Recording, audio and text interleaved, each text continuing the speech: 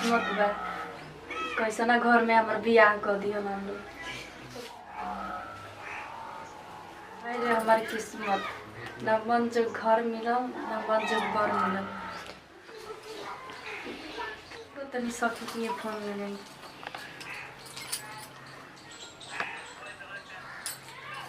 Hello हाँ ना हो ठीक बा ना ही ठीक नहीं खान बहुत खराब बड़ा। हाँ ना टाइम से घरे आवेलन ना खालन ना पियलन वही रहेलन दिन रात। तू अपन बताव। हाँ ना ठीक बटे बढ़िया बा। का कहिए सखी तनी महीना मानल बतिया कालवे समोसा मंगल रनी लिया दे जाके दोसरा के दे ताटे लियावत नहीं खे घरे। हाँ ये बात बटे तनकियो मुनी ना जानेला ना मानेला नतिया काल में करम किस्मत में कैसन माई बाबू का पारे ठोक देगा तनकियो ना माने ना जाने। बोलो अरे फोन फोन से का बतिया जाके पानी ले तो तनी जाके पानी ले जाके पी लो। ऐसे बोलत रू तू हमारा के। हाँ काहे ऐसे बोलत रू हो हम तारा के यही खातिर बियाह कर के लिए नहीं है तो काहे खातिर लिए असही बोलबू तू। हाँ ऐसा ही बोलम जाके पति के सही बोलबू तू का तारा से लिए के सुख बा हमारा कुछ सुख नहीं है तारा के लिए से हमारा। तो तारा ले हमर का सुख बटे बहुत सुख बा तारा का बहुत नु का बहुत अब बहुत बा जाके ले ली पानी। काहे ऐसे बोलत रू कभी ले अजी अजी कहत तो नहीं के सुना तारे कह के पड़ी जो जाके पानी पी ले। अरे ऐ तू ऐसे कह देलू हमरा के। हाँ कभी ले अजी अजी करते तो अबारे जाइबू जाके ले आओ पानी जल्दी। ना हम ना जाए रे जो जाके पी ले। अरे ऐसे तू कह देलू हमरा के। हाँ तार माई बाबू सही सिखले बने ये संस्कार सिखले बने कि जो है तो पूछिया ऐसे ही कही है उनका के। तहार माई बाबू कैसे सिखल दिन भर बुढ़िया खटावती है खटावतिया तारा के तो तू काहे खाती है बड़ू बैठ के खाए खाती। हाँ हम सूती के खाए खातिर हनु अच्छा कल हुए मंगनी सिंघाड़ा कहनी के ले ले सिंघाड़ा त लियावते नहीं खा ते चटनी भइल बड़े समोसा खइबे एही खातिर ते आइलो ए यही खातिर बनी अपन नैहर रहनी त का से का खा ते चल जो ते चल जो अपन बाप के बुला के। हां चल तू ही हमरा के चौपा दे लिया बड़ते काहे खाती हम ना जाई ते ही जो ते अपन ही से जो चाहे बोला के आ जो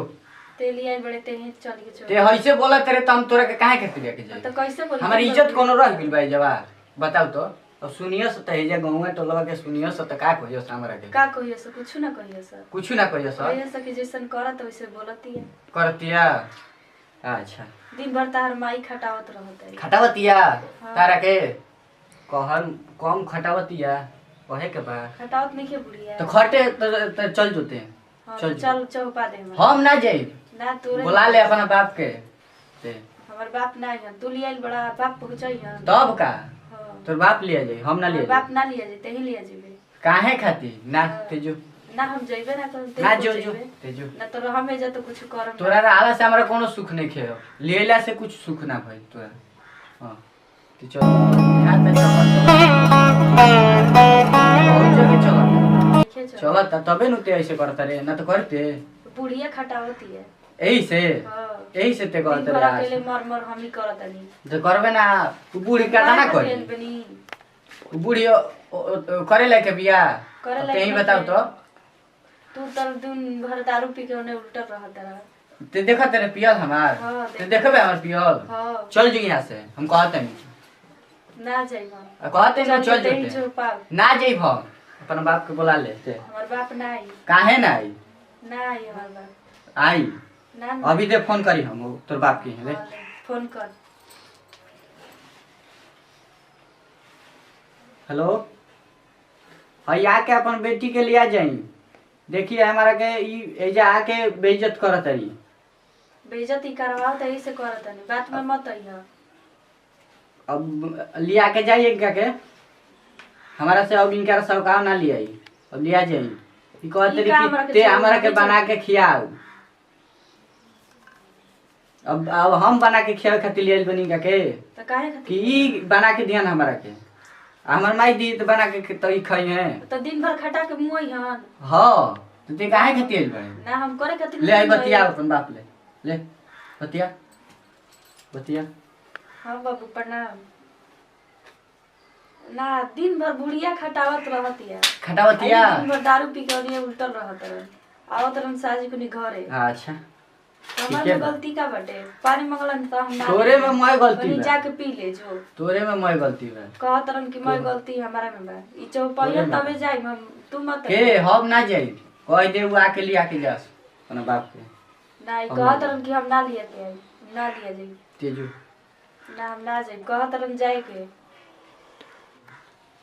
जोरे न तिए हां ना ए जे बैठल बाटे जात नहीं के कहत कि हम ही चौपाई ले जाए आके ले जास उनके के बुलावो लिया जा कहत कि उनके के बुलाओ आइहा मत तू काहे नहीं है नहीं ए बड़ा कू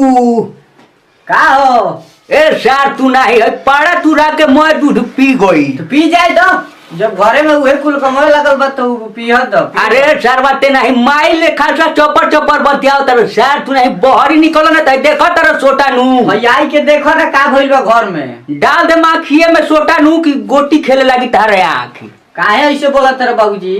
सार तू नहीं है पिए खाती दूध फट देने लेके आए तेरा बाल्टी या घोंचा पिए खाती नु भैया नु देखे गोरल देखो ये का ज्यादा संस्कार करत रीता का बढ़िया करत नहीं आके देख ली ओकरा में का कमी हो गई रे बहुत नु कमी बा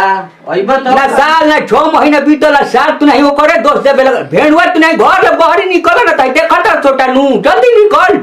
ठीक बा आवतनी निकलबा कि हम ढूकी ठीक बा आवतनी रुको आज तक ले को कहियो ना किन के दिया भाई कहत रहन कि लिया जाए के जात रह तो जाके पूछो तो तारे के हम नेहा कुमारी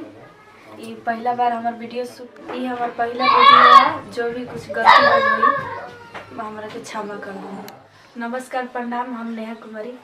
नमस्कार प्रणाम सब श्रोता समाज के गोड़ छुके गोड़ लागत हम भैया सिंगर नंदू खरवार यही तरह प्यार दुलार बनले रहम जा अच्छा से अच्छा वीडियो देख खातिर लाइक करम जा शेयर करम जा कमेंट करम जा आ चैनल के नहीं कीजिए सब्सक्राइब कर ले तो प्लीज भी सब्सक्राइब कर लीजिए सब्सक्राइब करे में कंजूसी मत करी जा आ यहाँ के फर्स्ट बार हमारे चैनल पे कॉमेडी करे आवतनी आ यहाँ के